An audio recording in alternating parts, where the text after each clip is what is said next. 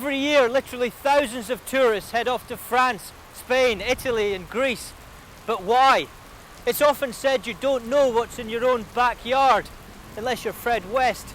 But here in Scotland we have some of the finest culture and scenery in the world. You just have to come here and really open your eyes. Fucking hell. The majority of visitors to Scotland will arrive at one of the three major airports: Glasgow, Edinburgh or Prestwick Airport.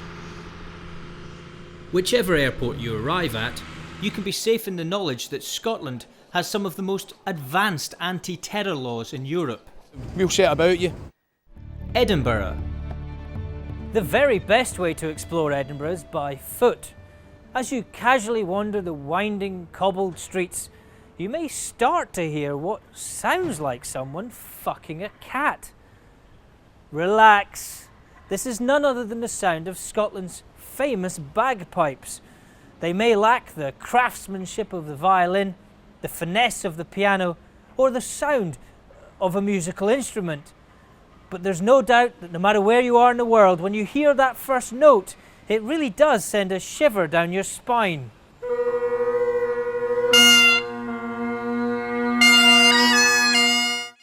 When it comes to shopping, Scotland has more big names than a Sri Lankan phone directory. Forget Rodeo Drive. Here in Edinburgh, you can find all the top designer houses. Of course, if you're feeling really adventurous, you can always get measured up for a more authentic Scottish look.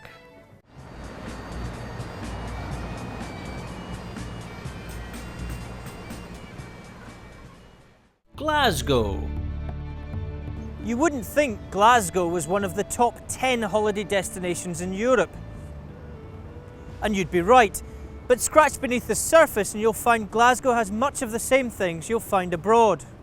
Glasgow was recently voted Britain's friendliest city, and it's not difficult to see why. Step into any bar here in the lively East End and people will immediately want to know where you're from. But of course Glasgow and Edinburgh aren't the only two cities in Scotland. This is Dundee! Food and drink. Scottish food is quite literally to die for. Think of breakfast and you probably don't immediately think to have a giant scab or some chopped arsehole. But here in Scotland we actually have some of the most inventive dishes in the world. They say traditional cooking comes from the heart, but here in Scotland it comes from the liver, lungs and eyelids as well, all wrapped up in a sheep's stomach and boiled to perfection to create our national dish of haggis. It may sound disgusting, but just wait till you try it.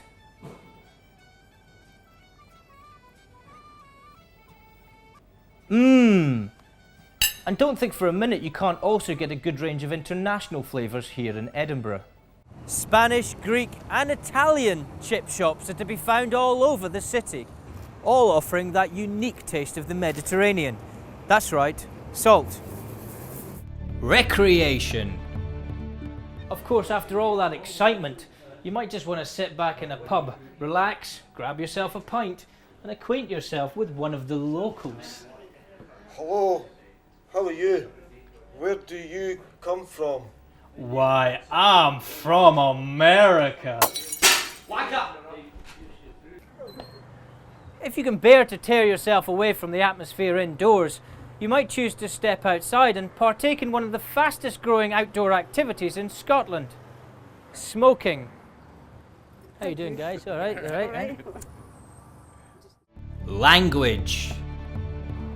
Gaelic is the traditional language here in Scotland, although it's rarely spoken outside of communities rife with incest.